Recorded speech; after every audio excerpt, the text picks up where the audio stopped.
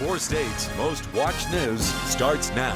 Good Wednesday morning and welcome to the KOAM Morning News where it's 5 o'clock. I'm Michael Haslett. Keep that umbrella again today. We've already got some morning rain coming down. Let's jump to the Skywatch Storm Tracker, mainly so in the central portion of the four states, and you will run into it out there where it will come down pretty good on you as we see some yellow and red even popping up here on our Wednesday morning. Haven't had any lightning with it, but once again, as you're cruising down, especially Highway 69, and that's going to move toward I-49. It's now on the north side of 400. 400 is going to have some light rain right there. And then as we turn our attention out towards southeast Kansas, got a good line there between Independence and South Coffeyville that's approaching Highway 400. So that's what we're waking up to today after kind of skirting through everything yesterday. I know we had portions of it. It was crazy. I went from central down south to back to the central, and by the time I got to the central four states, realized how much it had rained. I didn't see a drop all day long. 64 in Joplin, 64 in Chanute, and let's roll 65 in both Nevada and Lamar. So another mild morning out there. Our weather trend still has us back up into the 70s for today. And let's see if Future Track wants to cooperate this go around. Coming in from the south here by the time we get to about the noon hour, and continues to be spotty, but still you see a whole lot of yellow and red when it does roll through, and continues that just due south-north track into Thursday morning. And kind of gets a little bit more widespread than on Thursday as well. And while our flooding areas have gotten a little bit better, minus up to the north for the Osage, Little Osage, and Sac rivers, at least we've been able to cancel the flood warnings that were there in Berry County and a little portion of Lawrence County there. But I tell you what, keeps on coming up like it does all the way into Thursday morning. Not going to be surprised if we don't have additional flood warnings here by the time we finish off Thursday and head into Friday. The City Council in Commerce, Oklahoma is deciding the future of land once owned by baseball legend Mickey Mantle. A dispute over what to do with the land has been brewing since the dissolution of the board that once owned it. The land then went to the city, and since then, the city received a proposal to buy the land to be the site of a future medical marijuana facility. That proposal, though, fell through, and the council voted to approve the sale of the land to C3 Community Church. The church now plans to build something for kids in the community on that property.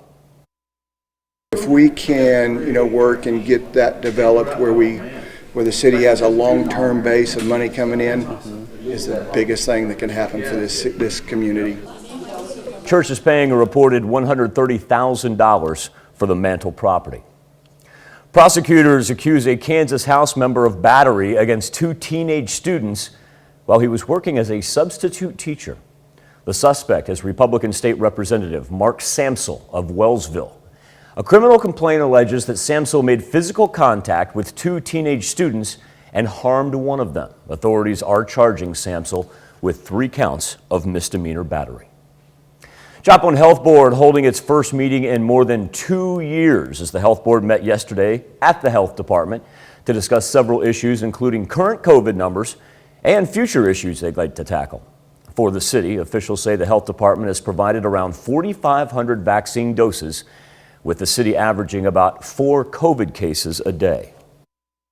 I think vaccination's key.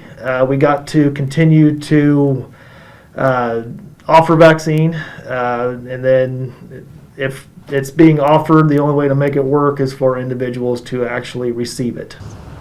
Ryan Talkin says he's hopeful they'll be able to have more vaccine offerings at other events taking place in the community in the near future. That includes additional Third Thursday events. Last month, 14 nurses from Ascension Via Christi Hospital in Pittsburgh deployed to Michigan to help hospitals there battle a spike in COVID-19 cases. And those nurses, they are back home in the 4 states now.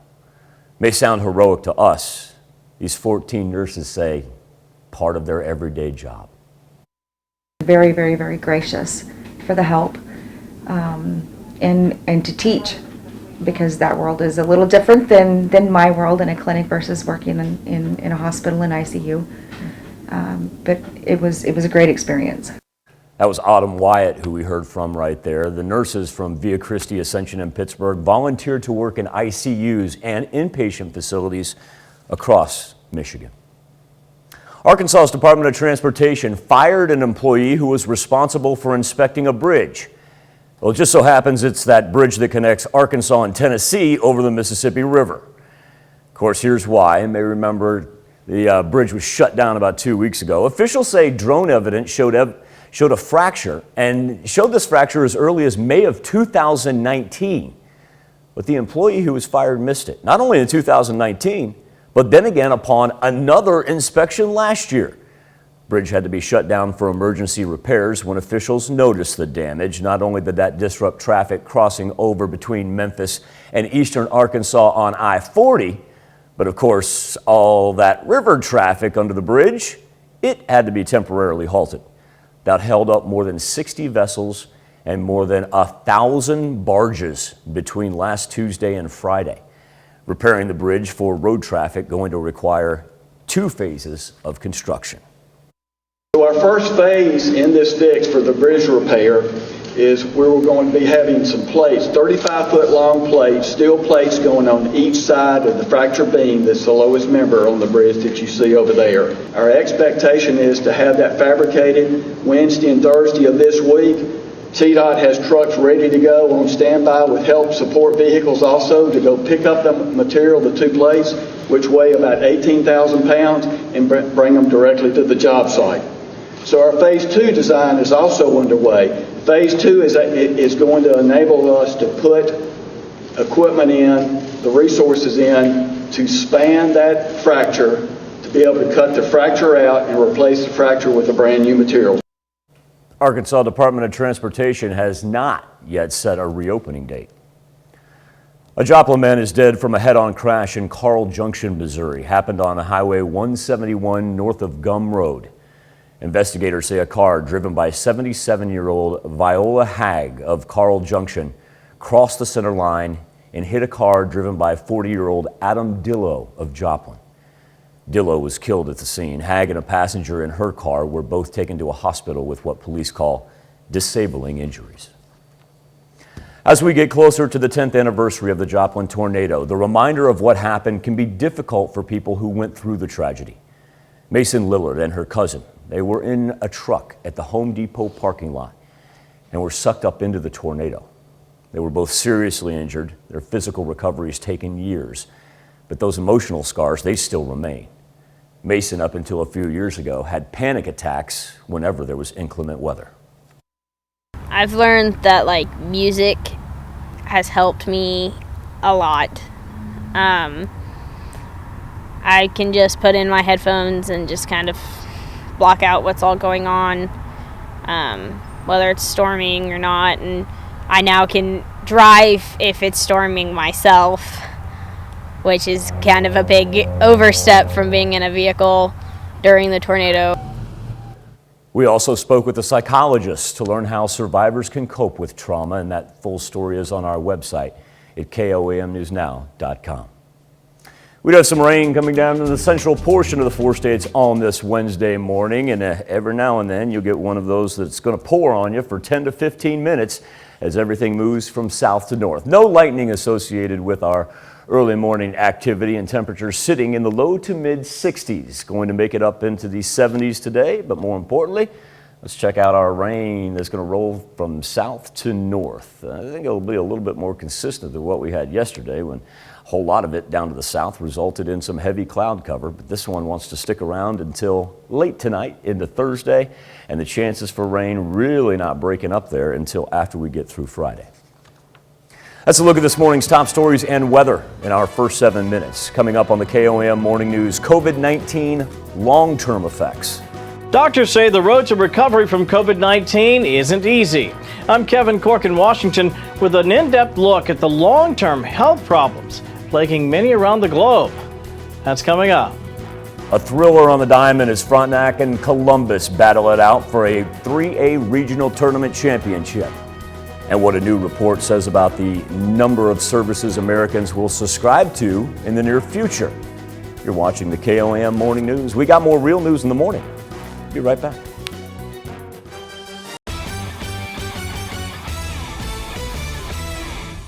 was championship night at the 3A regional tournament in Columbus, Kansas. After two semifinal games, Frontenac Columbus, the only two teams left standing. The winner would claim a regional championship and move on to the state tournament. Columbus up 1-0 until Alex Williams pulls it into the left field corner. Here comes Colin McCartney and Mario Mangini, and the Raiders have their first lead. But Columbus quickly rallies back in the sixth. Brett Hamilton, RBI single up the middle. Titans get 3 in the inning. It's 4-2 going into the seventh. You know anything about the Raiders? Well, earlier in the day, they scored 3 runs in the bottom of the seventh to win the semifinal. And guess what? Logan Myers ties the game up at 7 with a triple in the bottom of the seventh. The bases are loaded for Colin McCartney. Grounder to third. Columbus needs a double play to get out of it, but McCartney busts down the first base line, beats the throw. Walk-off win for Frontenac. Raiders headed to Manhattan to go to the state tournament, beating Columbus. Final score 5-4. I was like, come on, get there. But what a great at-bat he had. I mean, he went up there, had a job to do, and he got it done. From day one, that's what I wanted for those guys. They're a great group of guys, and I wanted them to get a chance to go and experience the state tournament. And we're super excited to go. Webb City Cardinals kicked off the Class 5 District 6 tournament at home against Parkview. Cards came in 24-5 and won 10 straight to close the regular season. Winner of this one moves on to the district semis that will take place tonight.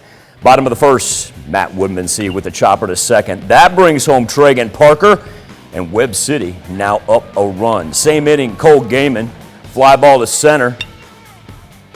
Good effort by the center fielder, but this ball gonna get down. Woodmansee rounds third, he comes home. Cards lead by 2 after 2. Bottom of the third, Shane Knoll. Thinking fence right here. And Knoll can scoot. He's going to pull in with a triple. There's Devin Weathers coming into store as Webb City extends the lead to 4, and then Aiden Brock. Yeah. Brock, 3-run home run. Webb City into the semis as they win 7-2. Also in the Class 5 District 6 tournament, Carl Junction with a 6-1 win over Neosho.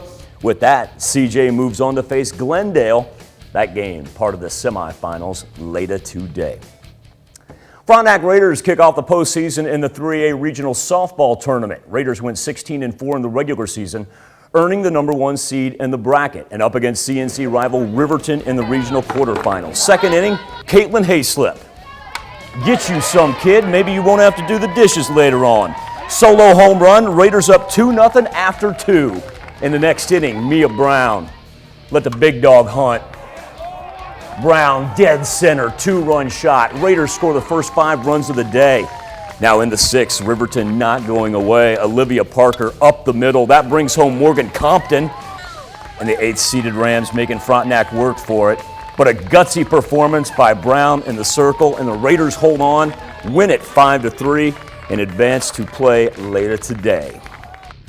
Yeah, it's survive and advance, and I think that's just what we did today. Early in the game, we were real confident out on defense. I thought we were confident in the box, and as the game moved on, I thought we started getting a little tight offensively, in the circle and in the box, and and they were loose. They didn't have anything to lose, and they came out here and played a great game against us, and we're moving on, and that's what's important. Same bracket, Girard and Baxter Springs going at it in the quarterfinals. Have a day, Emmeline Senecott. Have a day.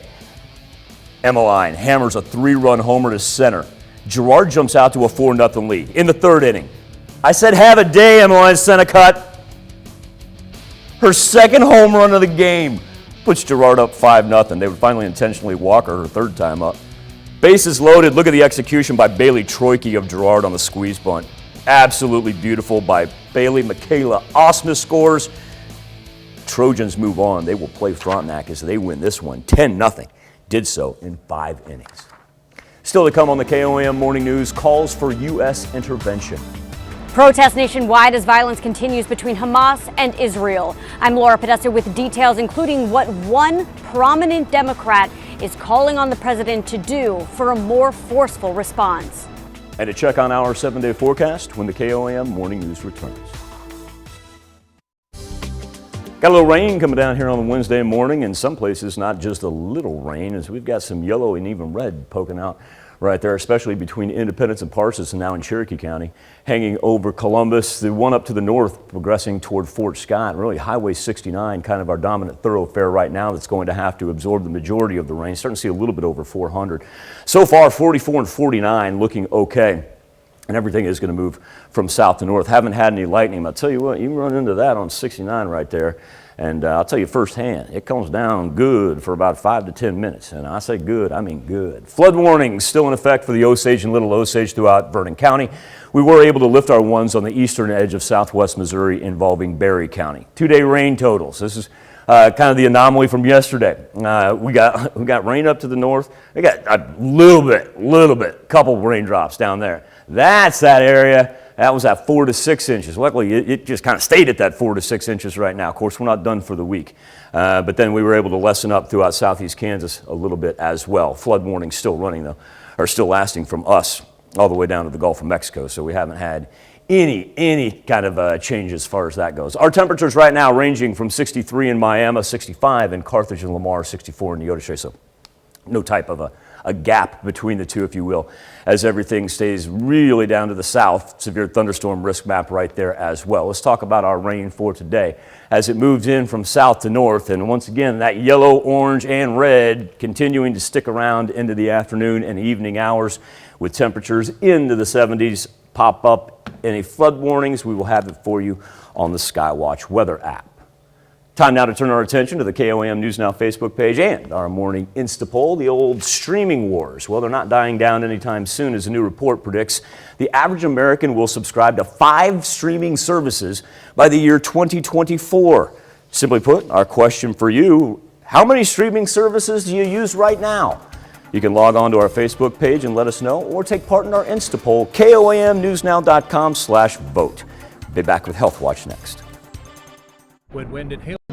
Topping Health Watch this morning, for many people who have contracted COVID-19 and are no longer testing positive for the virus, the struggle's not over yet.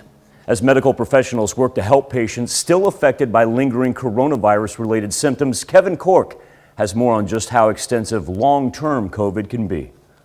I feel like I'm taking one step forward and then all of a sudden, bang, I'm ill again. Extreme muscle pain, severe breathing complications, and a loss of taste and smell. These are just a few of the lasting COVID-19 symptoms many folks around the globe are still trying to overcome, as doctors are adapting a variety of therapies to help long-term COVID patients learn to walk and breathe again. You'll see a physiotherapist, the occupational therapist, a clinical psychologist. But some people are turning to alternative practices, like working with fragrances. Obviously, I know there's a scent here, but I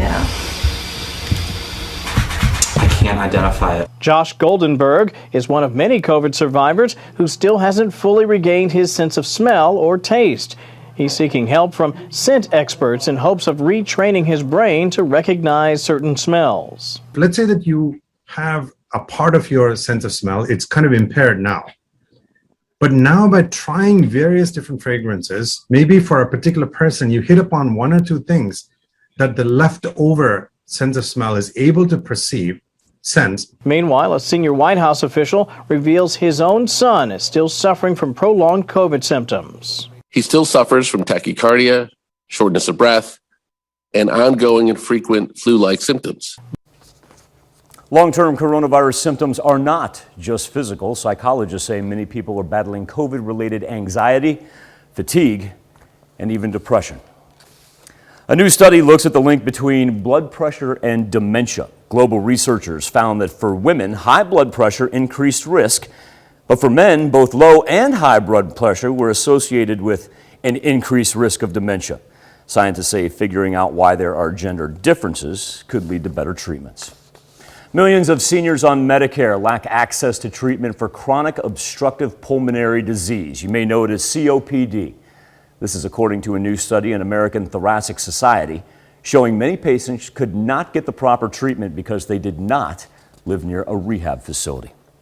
That is a look at some of today's top health stories as you're watching the KOAM Morning News. Let's update the Skywatch Storm Tracker, where we do still have flood warnings along the Osage and Little Osage rivers in Vernon County throughout southwest Missouri, and I'll kind of start there and we'll work down to the south, because in between Fort Scott and Nevada, in Vernon County, just on the other side of Harrison, and we got some good rain coming down, and then another one crossing 69 right now, especially out between Independence and Parsons, and in Cherokee County. We'll be back with more KOAM Morning News right after this. Good morning, I'm Michael Hayslip with your KOAM News Update. Prosecutors accuse a Kansas House member of battery against 2 teenage students while he was working as a substitute teacher. The suspect is Republican State Representative Mark Samsel of Wellsville. A criminal complaint says Samsel made physical contact with 2 teenage students, harming one of them. Authorities now charging Samsel with 3 counts of misdemeanor battery.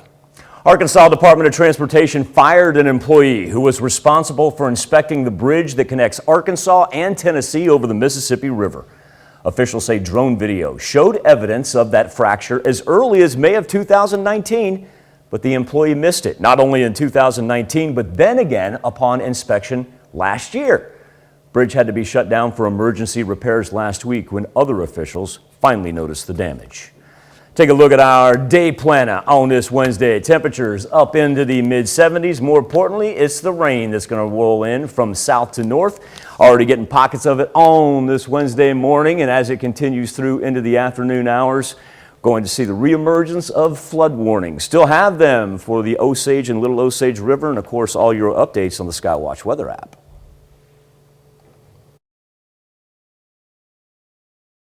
State's most watched news starts now. Good morning and welcome to the KOAM Morning News. It's 5:30. I'm Tanya Bach. Make sure you have your umbrella again today because it's already raining out there. And oh, that humidity. Here's Michael with the first look at the forecast. It's a little moist out there yesterday. And temperatures weren't smothering by any means. But we're actually going to start off with more morning activity, certainly than what we had yesterday. But for some places, this is more activity than what you had for the duration of a Tuesday. Kind of dominating right there throughout southern southeast Kansas, working its way up to the north right now in between Fort Scott and Nevada. The major roads to keep your eyes on right now, Highway 400 because of that rain we're getting in between Independence and Parsons. Highway 69, it'll come down at a good clip on you for 5 to 10 minutes. And as everything progresses up from the north, eventually, we're going to be talking about I-44 and I-49, just kind of able to keep those thoroughfares out of the mix so far at 5:30. 64 degrees in Joplin, 63 in Independence and Miami, 65 in Lamar and in Carthage. So it's really not too bad when you walk outside, and temperatures are going to be delightful up into the mid-70s later on. But the rain will continue in from south to north, and this one's going to try to last into the afternoon hours. We've lost a little bit of that cap that prohibited us from having widespread thunderstorm activity yesterday. It was very hit or miss.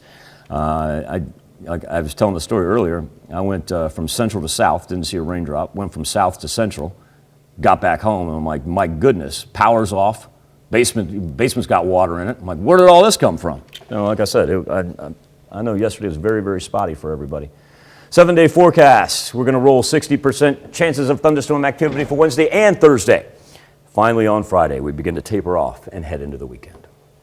Yeah, you're talking about being spotty, like you thought it was sunny and like, oh, it's not going to rain in the next second. Well, when I was down south, I had like this giant rainstorm cloud hanging over me, which wasn't too bad because, it wasn't hot and humid, but it wouldn't open up. Come back up to the central portion of the 4 states yesterday. I'm like, where did all this come from? Right? Walk in the house, all the clocks are off because the power went off. I'm like, ugh. What's going on here? Yeah, it's kind of, like you said, hit or miss. All right, thanks, Michael. Commerce Oklahoma City Council decides the future of land once owned by baseball legend Mickey Mantle. A dispute over what to do with the land has been brewing since the dissolution of the board that once owned it. The land then went to the city. Since then, the city received a proposal to buy the land to be the site of a future medical marijuana facility. That proposal fell through, and the council voted to approve the sale of the land to C3 Community Church. The church plans to build something for the kids in the community on the property. If we can, work and get that developed where the city has a long-term base of money coming in, is the biggest thing that can happen for this community. The church will pay $130,000 for the property. As schools in Oklahoma finish up for the school year, the state's Department of Education is setting up feeding sites for kids during summer break. Nearly 1,400 feeding sites across the state will serve kids 2 meals a day free of charge. Kids under 18 years old are eligible, as are people under the age of 21 in state education programs for the mentally and physically disabled. To find a feeding site near you, you can go to our website at KOAMnewsnow.com. Prosecutors accuse a Kansas House member of battery against 2 teenage students while working as a substitute teacher. The suspect is Republican State Representative Mark Samsel of Wellsville. A criminal complaint alleges that Samsel made physical contact with 2 teenage students and harmed one of them. Authorities are charging Samsel with 3 counts of misdemeanor battery. Arkansas's Department of Transportation fired an employee who was responsible for inspecting a bridge that connects Arkansas and Tennessee over the Mississippi River. Now take a look at why. Officials say drone video showed evidence of that fracture as early as May of 2019, but the employee missed it both in 2019 and then again upon another inspection last year. The bridge had to be shut down for emergency repairs last week when other officials noticed the damage. Not only did that disrupt traffic crossing over between Memphis and eastern Arkansas on Interstate 40, maritime transport under the bridge also had to be temporarily halted. That held up more than 60 vessels with over 1,000 barges between last Tuesday and Friday. Repairing the bridge for road traffic is going to require 2 phases of construction. So our first phase in this fix for the bridge repair is where we're going to be having some plates, 35-foot long plates, steel plates going on each side of the fracture beam that's the lowest member on the bridge that you see over there. Our expectation is to have that fabricated Wednesday and Thursday of this week. CDOT has trucks ready to go on standby with help support vehicles also to go pick up the material, the 2 plates, which weigh about 18,000 pounds, and bring them directly to the job site. So our phase 2 design is also underway. Phase 2 is going to enable us to put equipment in, the resources in, to span that fracture, to be able to cut the fracture out and replace the fracture with a brand new material. No reopening date has been set. Joplin Health Board holds its first meeting in more than 2 years. The Health Board met yesterday at the Health Department to discuss several issues, including current COVID numbers and future issues they'd like to tackle. For the city, officials say the health department has provided around 4,500 vaccine doses, and the city is averaging about 4 COVID cases a day. You know, I think vaccination's key.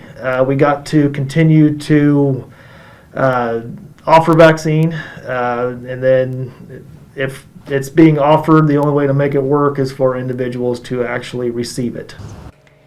Talkin says he's hopeful they'll be able to have more vaccine offerings at other events taking place in the community in the near future, including additional Third Thursday events. Last Monday, 14 nurses from Ascension Via Christi Hospital in Pittsburgh deployed to Michigan to help hospitals there battle a spike in COVID-19 cases. Those nurses are back home now, and while it sounds heroic to us, they say it's just part of their duty. Very, very, very gracious for the help. And to teach, because that world is a little different than my world in a clinic versus working in a hospital in ICU. But it was a great experience. The nurses volunteered to work in ICUs or inpatient facilities across Michigan. That's a look at our top news stories coming up this half hour in the KOAM Morning News. Engineering innovations. Teens unleash technology on the problems in their communities. I'm Elise Preston, and I'll introduce you to the students using STEM to tackle the pandemic and social justice. Plus, Israel continues its airstrikes on the Gaza Strip, the latest on nationwide protests calling for an end to the violence. But first, it's 5:37. Current look at our Wednesday morning rain when we talk about localized flooding. Majority of the concentration is going to be just north of Pittsburgh, all the way up just our far north, almost to Kansas City right there. So everything's going to move from south to north. Haven't picked up any lightning with it. Temperatures right now mid-60s, make it up into the mid-70s later on, but the thunderstorm activity is going to remain coming up through the central portion of the 4 states into tonight. Be back with World Watch right after this. Good Wednesday morning started out with pre-sunrise thunderstorm activity, and that will continue to progress into the afternoon and evening hours as everything wants to roll in from south to north. Our flooding potential greatest really from a line, say, from Pittsburgh to Lamar, almost all the way up to Kansas City. So know that that's going to keep on coming down. Temperatures in the mid-70s with more thunderstorms coming to us on Thursday. Topping World Watch, there's a growing call by the international community for Israel and Hamas to end their fighting. But it's unclear if a ceasefire is on the horizon. CBS's Laura Podesta has more from New York. Protests from in front of the Israeli embassy in Washington, D.C. to the streets of Los Angeles. Viva, viva Palestina! Calling on Israel to end strikes on Gaza amid the back and forth exchange of attacks with Hamas militants. This is a human rights issue that needs to be solved as soon as possible. Protesters greeted President Biden during a trip to Michigan, where Democratic Congresswoman Rashida Tlaib, who has family in the West Bank, told the president that Palestinian human rights are not a bargaining chip. That's what's missing in the statements coming from President Biden. You don't hear the words Palestinians deserve human rights, that Palestinians deserve to exist. Rejecting international calls for a ceasefire, Israeli Prime Minister Benjamin Netanyahu said the military operation will continue in order to restore calm. The Israeli military spokesman says that as long as rockets are being fired at Israel, de-escalation is not on the table. Around 50,000 Palestinians have fled their homes, and more than 200 have been killed since the violence began earlier this month. At least a dozen people in Israel have died from rocket attacks by the militant group Hamas. Everyone is scared. There is a lot of people and children in the shelter. Palestinians in Gaza and Israel went on a rare general strike Tuesday, leaving many streets empty. But in the West Bank, they also burned tires and threw stones at Israeli troops, who fired back, killing at least 4 people. Laura Podesta, CBS News. The Israeli army said 2 soldiers were wounded by gunshots to the leg. In a separate incident, police say that 2 Thai workers were killed and 7 people hurt when a rocket struck an Israeli farm just over the Gaza border. Hamas and Islamic Jihad claimed responsibility for that attack. Rescue efforts are underway at sea after a deadly cyclone struck India's west coast. Indian Navy launched a massive air and rescue mission on Tuesday for missing oil workers whose barge sank off the coast of Mumbai. The Navy said it has rescued 177 of the 400 people on the 2 barges in the Arabia Sea. On land, a devastating scene with houses collapsed, trees toppled, and cars crushed in the wrath of Cyclone Take.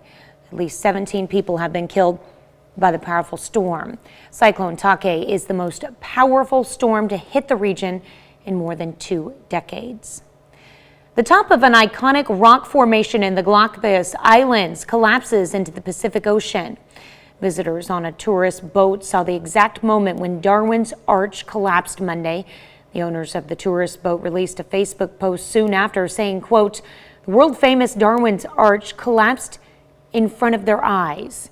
Ecuador's Environment Ministry confirmed the rock fell due to natural erosion.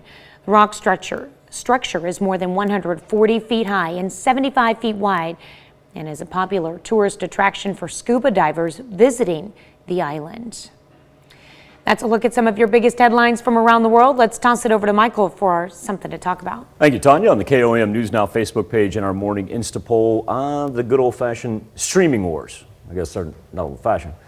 New report predicts the average American is going to subscribe to 5 streaming services by the year 2024. Our question for you, how many streaming services do you use? 48% of you right now say 0%.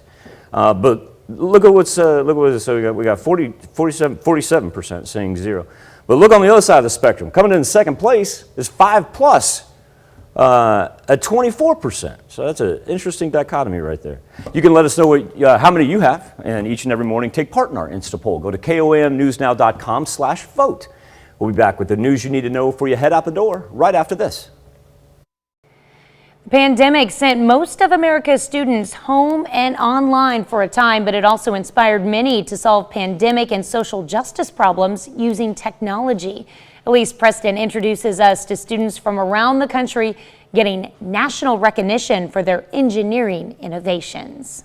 This bright tablet prototype shows how isolated seniors can connect to games and online conversation with ease. Students at Porter High School outside of Houston, Texas, developed this app and raised money to send 17 tablets to nursing home residents. GenBridge has really allowed us to see the individuals behind the word elder. The teenagers pitched their work to the judges in Samsung's Solve for Tomorrow competition, which challenges middle and high schoolers to use STEM to tackle real-world problems. I'm hoping it spans the nation and that all this isolation-induced depression gets eliminated or at least reduced by a great margin. Samsung's Ann Wu oversees the annual competition. It's so inspiring to be able to work with young people across the country. They have so many bright ideas and such passion to change the world. Students at Northwest Pennsylvania Collegiate Academy came up with their project after watching Black Lives Matter protests unfold in their city.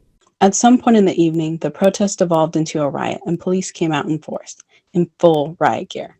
The students developed a voice-activated app that records police interactions. They hope it will be useful during protests and traffic stops. We're allowing people of color and other people to have evidence to back themselves up in case of an altercation with the police. As national winners, both teams will receive $130,000 worth of Samsung technology. But the students say it's about more than prize money and bragging rights on their college applications. This project actually made me realize that STEM was a lot more accessible to people than I actually thought. Access they hope will inspire others to also make a difference. Elise Preston, CBS News, New York. A third team, Hope of Detroit Academy in Michigan, developed an app to report and track neighborhoods that need to be cleaned up. This is the 11th year for Samsung's Solve for Tomorrow competition. We got plenty of time. We got plenty of time here, so we're going to do a little update on Highway 400. Oh, good deal.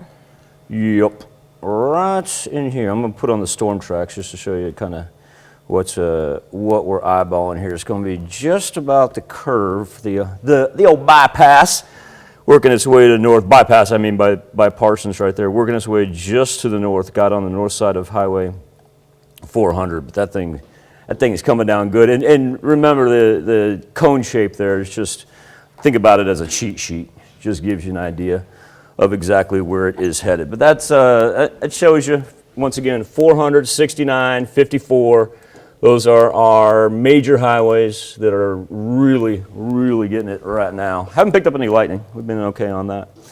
Remember, throughout the course of our morning, you can always either go to Michael Hayslip, KOAM, on Facebook, or the Skywatch weather app. We're going to keep you consistently updated on that, especially with the emergence of additional flood warnings that are expected later this afternoon and evening, probably from a Pittsburgh-Lamar line up to the north. Of course, we've already got the flood warnings for the Osage and Little Osage rivers. We're able to lift the ones that were out in portions of Berry and Lawrence County from yesterday, and that right there is the same video that you can find on the Skywatch weather app. Remember, that's free, downloadable for all your mobile devices. Then if you transition over to the KOAM News Now Facebook page, you can take part in our morning Instapoll. And what that is this morning is asking you, how many streaming services do you currently use? Talking to Tater, camera person, about this. This has been really interesting in the fact that 49% is our leader with absolutely none. And in second place, the exact opposite side of the spectrum, 23% at 5+. You can make your voice heard by going to KOAMnewsnow.com/vote. We'll come back, see if we've got any new watches or warnings right after this. While the heaviest rain has remained throughout southeast Kansas, now we're starting to see a little bit push across the Kansas-Missouri state line into southwest Mo. It looks like Highway 126 in between Pittsburgh and Lamar, and 126 to 49, I should say Pittsburgh toward Lamar, and then 160 from Lamar into Frontenac. Looks like that's about picking up, and of course we've been talking about Highway 54 in between Fort Scott and Nevada pretty much all morning long. And remember, everything is going to work from south to north today. Temperatures mid-70s, flooding potential really from Pittsburgh-Lamar line up to north, but almost all the way to Kansas City. Be back with more KOAM Morning News right after this. This A dispute over the Oklahoma land once owned by baseball legend Mickey Mantle. Plus, a Kansas House member faces charges of battery while working as a substitute teacher. And the Joplin Health Board meets for the first time in 2 years, what the department hopes to focus on for the next year. The 4 states' most watched news starts now. Good morning and welcome to the KOAM Morning News. It's 6 a.m. I'm Tanya Bach. Make sure you have your umbrella, your galoshes, rain jackets, everything, because we've got another day of rain ahead of us. Here's Michael with the first look at your forecast. While the rain has passed just to the north of Television City, we are a far cry from being over. Zoom in here, give you an idea of the central part of southeast Kansas that is now picking up spots of very heavy rain, and we're beginning to see it filter over a little bit into the western part of southwest Missouri as well. Been concentrating mainly on 3 areas of travel: Highway 400, Highway 69, and Highway 54, because we've got some of the yellow and orange that have popped up along those highways. So far, I-49 and I-44 have not been too bad. Temperatures ranging anywhere from low 60s and a whole bunch of mid 60s dominating the board, and eventually up into the 70s. Similar in nature to what we had yesterday temperature-wise, but I think today's rain is going to be a little bit more widespread as it progresses in from south to north. And that's a whole lot of orange and red popping up there. Got our best shot for flooding. Take a line from Pittsburgh to Lamar up to the north toward Kansas City. That'll be the area we keep our eyes on by the time we get into Thursday. Now, as far as Friday, luckily, we're going to begin to taper off on those precipitation numbers, Saturday and Sunday, down to 20%. Tanya, let's tackle the elephant in the room now that we've gotten to the 6 o'clock hour. This is why I love it when people way infinitely smarter than me come up with great lines. All right. Details are difficult to sort out, given the convective nature and fact that models have been struggling in this regime the past few days. Look what you had to It didn't work rain with. as much as I thought. I didn't write this. I'm going to come out and say it didn't rain as much as I thought it would yesterday. Rather have you have your umbrella and, miss it being spotty. I'm not going to feed you a line like that, I promise you. That sounds like he's attacking a country. He's struggling in this regime for the last few days. My goodness. We are in a regime here. What? That makes no sense. I'm just saying, it's raining out there right now. Yeah, it is. It is. And at certain points yesterday, in certain locations, it felt like it was raining cats and dogs. And then in other spots, you're like, oh, here's the sunshine. I never saw a raindrop yesterday. Never. Never saw a raindrop? I mean, I know it rained because when I got home. I did. I mean, yeah. I did. Power was off, and flooded roads, and. Pretty much every time I stepped out of the vehicle at a different location, it started was raining? Yes. And while I was driving, it was fine. Yep. It followed me. One of those days. I got you. All right. Thanks, Michael. The Commerce Oklahoma City Council decides the future of land once owned by baseball legend Mickey Mantle. A dispute over what to do with the land has been brewing since the dissolution of the board that once owned it. The land went to the city then. And since then, the city received a proposal to buy the land to be the site of a future medical marijuana facility. But that proposal fell through, and the council voted to approve the sale of the land to C3 Community Church. The church plans to build something for the kids in the community on the property. If we can, work and get that developed where the city has a long-term base of money coming in, is the biggest thing that can happen for this community. The church will pay $130,000 for the property. Prosecutors accuse a Kansas House member of battery against 2 teenage students while working as a substitute teacher. Suspect is Republican State Representative Mark Samsel of Wellsville. A criminal complaint alleges that Samsville made physical contact with 2 teenage students and harmed one of them. Authorities are charging Samsel with 3 counts of misdemeanor battery. Arkansas's Department of Transportation fired an employee who was responsible for inspecting a bridge that connects Arkansas and Tennessee over the Mississippi River. Take a look at why. Officials say drone video showed evidence of that fracture as early as May of 2019, but the employee missed it both in 2019 and then again upon another inspection last year. The bridge had to be shut down for emergency repairs last week when other officials noticed the damage. Not only did that disrupt traffic crossing over between Memphis and eastern Arkansas on Interstate 40, maritime transport under the bridge also had to be temporarily halted. That held up more than 60 vessels with over 1,000 barges between last Tuesday and Friday. Repairing the bridge for road traffic is going to require 2 phases of construction.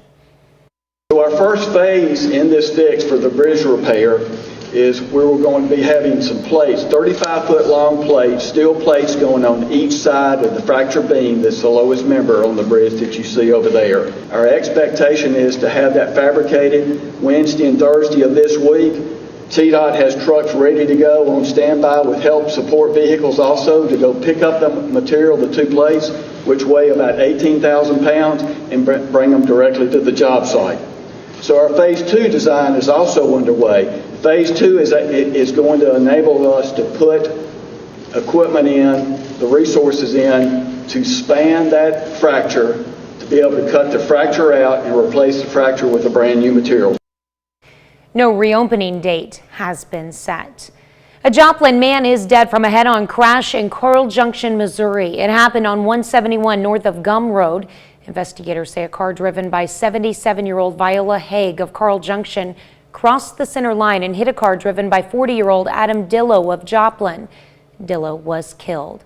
Haig and a passenger in her car were both taken to the hospital with what police call disabling injuries.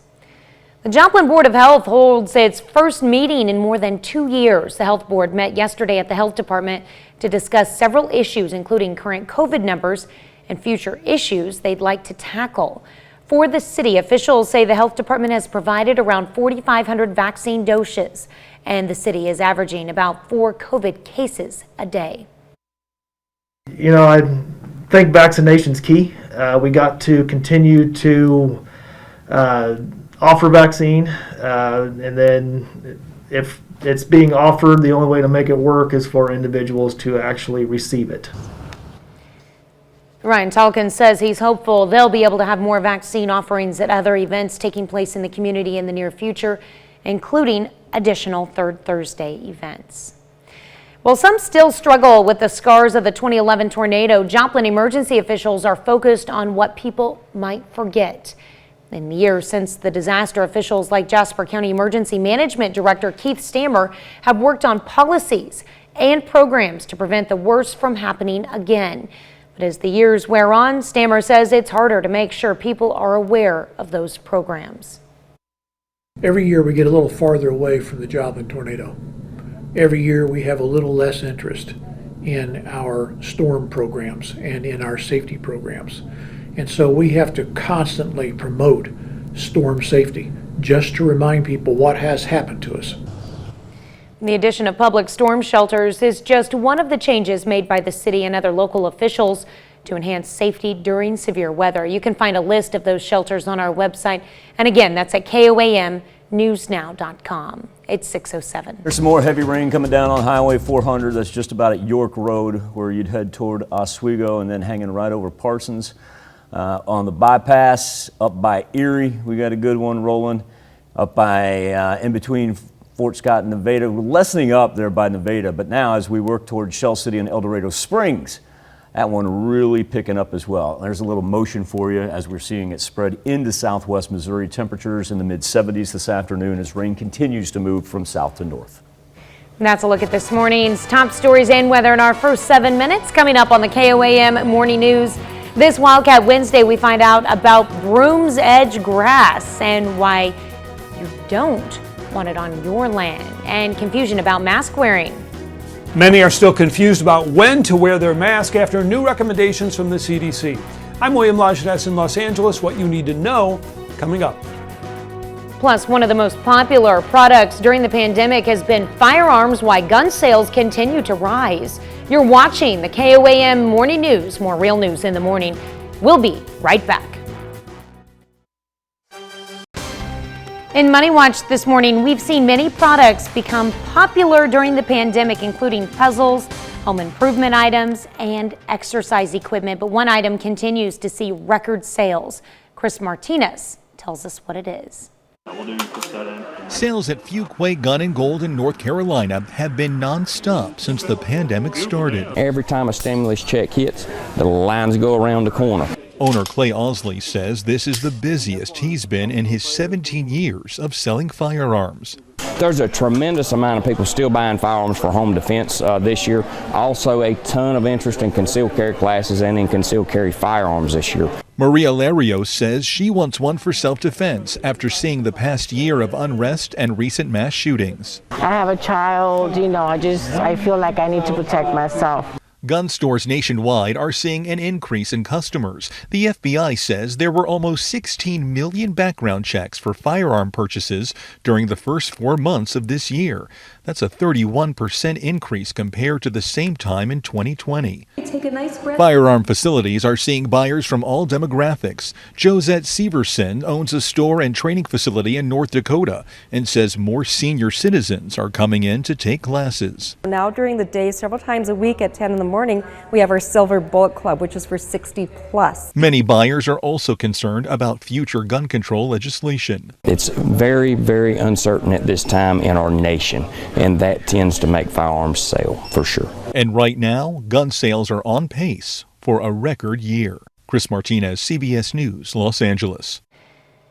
A Babe Ruth baseball card has the potential to hit it out of the park. During an online auction, the card part of a collection amassed by a doctor in Florida who passed away earlier this year.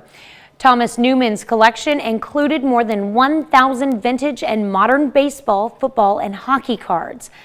Auctioneers believe the 1933 Babe Ruth card could fetch more than $5.2 million, which is the current world record price set in January. It's the only card of its kind known to exist, and on a 1 to 10 scale, ranks at a 9 for its condition. Impressive. Pizza Hut lets your kids make book on some free pizza by reviving a book reading program. The pizza making giant is tweaking an old reading program from the 1980s and 1990s and bringing it back. Camp Book It is an online program that parents can use to help their kids stay with reading during the summer. Camp Book It runs from June through August for kids pre-K through 6th grade range. That's it from Money Watch. Let's toss it over to Michael for a look at our forecast. Tanya, what we're looking at here is on the north side of Highway 400 throughout southeast Kansas. The heavy rain making its way now in between Chanute and Erie, getting out of the 400 range for the most part. So got that couple right there and one in Cherokee County. And then we're seeing it progress from south to north and then make its way right over into southwest Missouri. We've not seen the heavy rain in southwest Mo that we have seen yet, minus up here by Osceola. Now, speaking of the northern portion of southwest Missouri, we've got a new flood warning in effect. That's for the Marmonton right there. You've got the Osage and Little Osage and the northern portion of Vernon County. New one for the Marmonton River, and that's going to last at least until tomorrow. Not going to be surprised if not to the weekend. As our flooding potential for today, we take that line from just about Pittsburgh to Lamar and push all the way up to the north. So anybody up here with it, you're already sitting about 3 inches. Please know that we've got another 1.5 inches here before we get to the weekend. Temperatures in the mid-70s today. Finally taper off the rain by the time we get to Friday. Be back with more KOAM Morning News and a Wildcat Wednesday next. Topping Health Watch this morning, there's still plenty of confusion about who can wear masks and who cannot following new guidelines by the CDC. William LaJeunesse has more from Los Angeles. Should I take my mask off? Should I leave it on? It's super confusing. The CDC says it's working to clarify new mask-wearing guidelines. Last week, officials said those fully vaccinated can safely remove their mask in public, catching some cities and states off guard. Well, most now comply with the new guidelines while waiting for specific recommendations for schools and business. We have thousands of pages of guidance related to all sorts of sectors, businesses, schools, and we are now working through those. But some states, including California, refuse to go along, so the mask mandate will stay in effect for at least another month, drawing mixed reactions. It's probably going to be frustrating when they show up to an establishment thinking, I don't need to wear my mask. We should probably hold on to them until we reach that threshold of 70 to 80% vaccination rate. Now that could take time. Nationwide, more than 60% of adults have gotten at least one dose, helping push infection rates down to their lowest point in 13 months. And for the first time since the outbreak started, all 50 states report a decline in new cases. Health officials now targeting children ages 12 to 15 to get their shots. It's something you can do to protect yourself and your family. It will help you and all of us return to a closer to normal life. It's right there. Dr. Anthony Fauci says the U.S. is on track to authorize vaccines for all children by early next year. A U.S. task force lowers the recommended age to start routine screenings for colorectal cancer. Members of the U.S. Preventative Services Task Force now say screenings should begin at age 45 rather than the previously recommended age of 50. The task force made the move due to more and more young people being diagnosed with colon and rectal cancer in recent years. Colorectal cancer is currently the third deadliest cancer for Americans, claiming about 50,000 lives annually. That's a look at some of today's top health stories. You're watching the KOAM Morning News. I got you. I can't say anything. I already got coffee down the wrong tube twice this morning. Got an update from the good doctor, Wayne Gilmore, out in Parsons, letting us know that half an inch of rain overnight. And the reason I kind of pick on Parsons here is because we've seen the heavy rain along Highway 400. It has now progressed to the north of the highway and looks like a little break behind it, minus what's coming out of Cherokee County. Really want to focus in between Chanute and Erie, and also to Erie and Girard. That's going to be Highway 47. So be careful out there. Gets a little bit better on I-49 and I-44, but those will continue to be updated throughout the morning. We'll be back right after this. Anyone. A dispute over the Oklahoma land once owned by baseball legend Mickey Mantle. Plus, a Kansas House member faces charges of battery while working as a substitute teacher. And the Joplin Health Board meets for the first time in 2 years, what the department hopes to focus on for the next year. The 4 states' most watched news starts now. Good morning and welcome to the KOAM Morning News. It's 6:30. I'm Tanya Bach. Make sure you have your umbrella and anything else you need to stay dry because we have another day of rain. Here's Michael with a first look at your forecast. And I'll be the first one to say it. I know it didn't rain as much as we thought it would yesterday, but I'd rather have you be prepared more than anything else. I'm going to work a little backwards here, and we'll get to our current rain, but here's what we're eyeballing for the rest of the day. Yesterday we didn't get a whole lot of action that generated in central Oklahoma with a chance to move up, but now we're beginning to see early morning formulation of it in OKC and in Tulsa. Now let's talk about the 4 states, because we do already have some heavy rain, especially throughout southeast Kansas. Right now you get into Crawford. You get right on the Lebec County state line, or county line right there, up to Chanute in between Erie, and then Erie into Girard. That's going to be Highway 47. That's going to pose some heavy rain. 69's kind of calmed down, not getting the torrential downpour like what we had earlier, and Highway 54 has as well.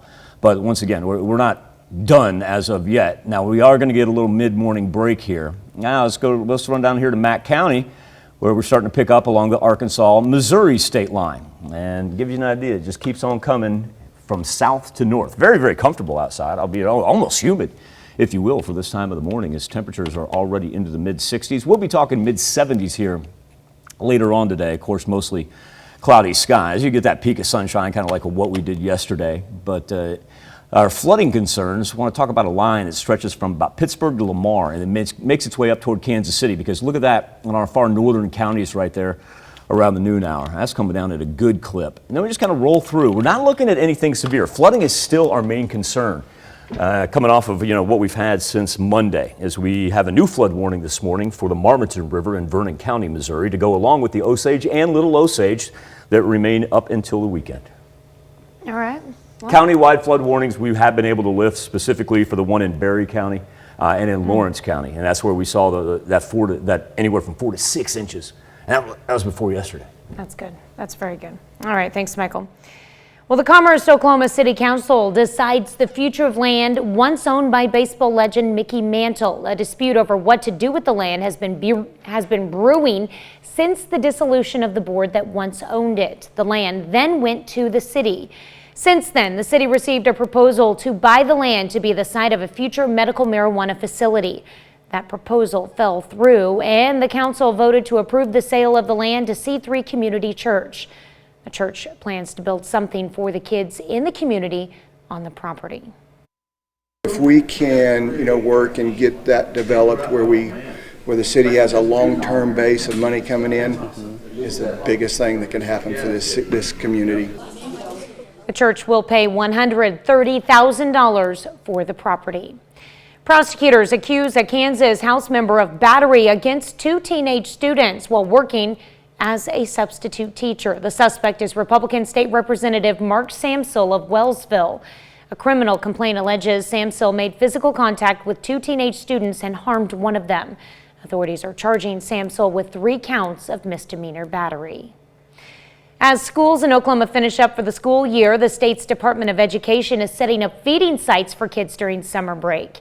Nearly 1,400 feeding sites across the state will serve kids 2 meals a day free of charge. Kids under 18 years old are eligible, as are people under the age of 21 in state education programs for the mentally and physically disabled. To find a feeding site near you, just go to our website at KOAMnewsnow.com. Arkansas's Department of Transportation fired an employee who was responsible for inspecting a bridge that connects Arkansas and Tennessee over the Mississippi River. Now take a look at why. Officials say drone video showed evidence of that fracture as early as May of 2019, but the employee missed it both in 2019 and then again upon another inspection last year. The bridge had to be shut down for emergency repairs last week when other officials noticed the damage. Not only did that disrupt traffic crossing over between Memphis and eastern Arkansas on Interstate 40, maritime transport under the bridge also had to be temporarily halted. That held up more than 60 vessels with over 1,000 barges between last Tuesday and Friday. Repairing the bridge for road traffic is going to require 2 phases of construction. So our first phase in this fix for the bridge repair is where we're going to be having some plates, 35-foot long plates, steel plates going on each side of the fracture beam that's the lowest member on the bridge that you see over there. Our expectation is to have that fabricated Wednesday and Thursday of this week. TDOT has trucks ready to go on standby with help support vehicles also to go pick up the material, the 2 plates, which weigh about 18,000 pounds, and bring them directly to the job site. So our phase 2 design is also underway. Phase 2 is going to enable us to put equipment in, the resources in, to span that fracture, to be able to cut the fracture out and replace the fracture with a brand new material. No reopening date has been set. The Joplin Health Board holds its first meeting in more than 2 years. The Health Board met yesterday at the Health Department to discuss several issues, including current COVID numbers and future issues they'd like to tackle. For the city, officials say the health department has provided around 4,500 vaccine doses, and the city is averaging about 4 COVID cases a day. I think vaccination's key. We got to continue to offer vaccine, and then if it's being offered, the only way to make it work is for individuals to actually receive it. Talkin says he's hopeful they will be able to have more vaccine offerings at other events taking place in the community in the near future, including additional Third Thursday events. Charitable organizations gathered in Joplin for an event about addressing poverty. The True Charity Summit was at Joplin's Forest Park Church. Organizers say it featured leading voices in charity in the U.S. to share their experience in combating poverty in their communities. We've got this summit where we've invited charity workers, and they're coming from all over, and we've got these national speakers who are really trying to address these issues at the local level, and we're excited to share some maybe some unconventional ways, or maybe there are old ways that need to be revisited and reapplied to address these issues more effectively. The True Charity Summit will continue today. That's a look at our top news stories coming up this half hour on the KOAM Morning News. A civil investigation turns criminal. The New York Attorney General's office confirms it's opened a criminal investigation into the Trump Organization. I'm Laura Podesta at Trump Tower in Manhattan with details as to why the AG's office has decided to expand this from a civil probe. Plus, for our Something to Talk About, we're asking, how many streaming services do you use? We let you weigh in, but first, it's 6:37. Let's concentrate on the sweeping radar for just a little bit and talk about the intensity that we're seeing, especially in the northwestern portion of Crawford County and then into Neosho County as well. When we put on the storm tracks, just give you an idea of where it's raining the heaviest and the direction it's taking as everything continues to push from south to north. Already picking up in excess of ½ an inch from overnight into the morning. Rain going to be scattered and at times heavy as it moves from south to north. We'll be back with Nation Watch next. Topping Nation Watch this morning, the investigation into former President Donald Trump's company now includes a criminal probe. That's according to the New York Attorney General's office. CBS News' Laura Podesta has the latest on what had, up until this point, been just a civil investigation. A big announcement from the top prosecutor in New York. We've informed the Trump Organization that our investigation into the organization is no longer purely civil in nature. We're now actively investigating the Trump Organization in a criminal capacity. That's a statement provided by New York Attorney General Letitia James's office. James has been looking into whether the Trump Organization falsely reported the values of various properties to secure loans and lower its tax liability. The claim was brought to prosecutors' attention by Trump's former personal lawyer, Michael Cohen. To your knowledge, did the president or his company ever inflate assets or revenues?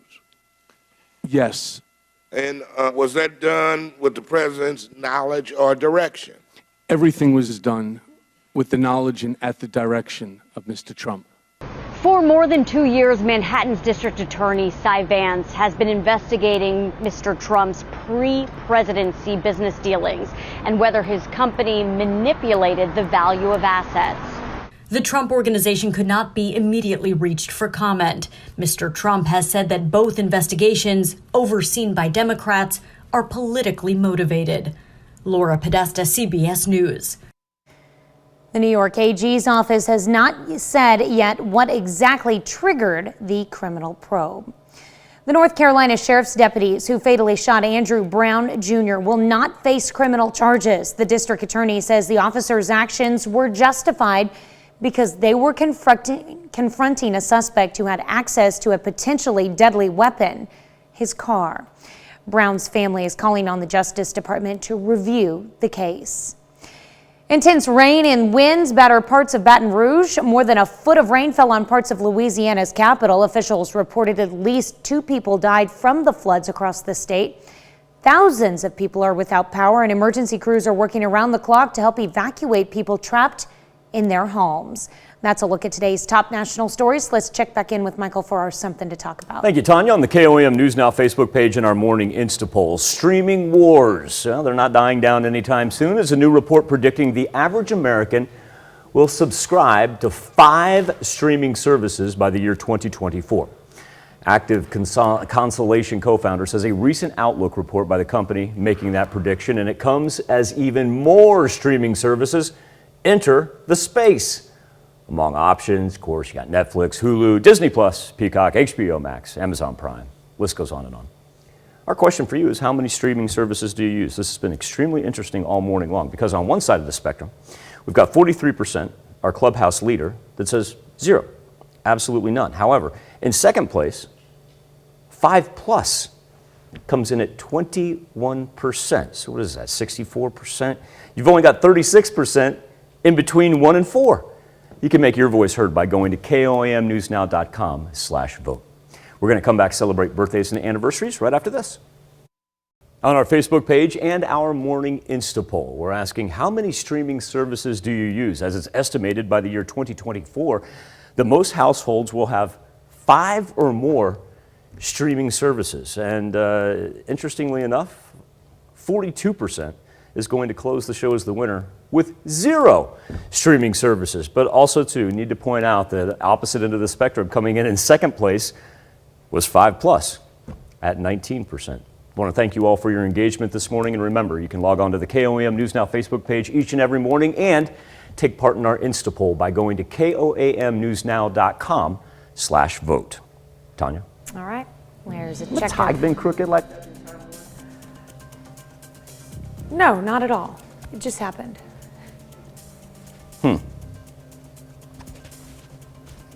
There you go. An old partner in crime to fix me up. Not doing, All right. not doing a good job of it over here. I'm failing. I'm failing. Not you. You never fail. You never fail me. All right, here's a check of today's top headlines, the news you need to know before you head out the door. The Trump Organization is now facing a criminal investigation. Tuesday, New York Attorney General Letitia James said her office is investigating former President Donald Trump's businesses for potential criminal wrongdoing. The issue is whether the Trump Organization used misleading information to get loans and tax benefits. Former president has called the Attorney General's investigation politically motivated. The Commerce Oklahoma City Council decides the future of land once owned by baseball legend Mickey Mantle. A dispute over what to do with the land has been brewing. The city received a proposal to buy the land to be the site of a future medical marijuana facility, but that proposal fell through, and the council voted to approve the sale of the land to C3 Community Church. The church plans to build something for the kids in the community on the property. Prosecutors accuse a Kansas House member of battery against 2 teenage students while working as a substitute teacher. The suspect is Republican State Representative Mark Samsel of Wellsville. A criminal complaint alleges Samsel made physical contact with 2 teenage students and harmed one of them. Authorities are charging Samsel with 3 counts of misdemeanor battery. That's a check of today's top headlines, the news you need to know before you head out the door. It's kind of interesting that we've run back-to-back days of stories involving Mickey Mantle. Of course, that one right there, and remember, he was part of that Thomas Newman collection. I think it was his 57 Topps card that we saw in that video from yesterday. Yeah, that's pretty interesting. Hey, I want to work from south to north here to wrap up for the Skywatch Storm Tracker, because now we're starting to pick up rain, not only throughout northeast Oklahoma, but also right on the Missouri-Arkansas state line in McDonald County. Now that's light compared to what we're seeing up to the north, especially in portions of Crawford County, working its way into Bourbon County now, south of Fort Scott, and Neosho County certainly picking up its fair share of rain. Things have been light up through central and northern and southwest Missouri, but please know that throughout the course of our Wednesday, it will continue to track out of Oklahoma. Oklahoma City is already getting a good bout right now, and then make its way through the 4 states into Thursday morning. I want to thank you all for joining us here on this Wednesday edition of the KOAM Morning News. Try to stay dry and please be safe. We'll do this all again tomorrow morning. And we're going to do it again today at noon. For carpet or laminate, Pittsburgh Furniture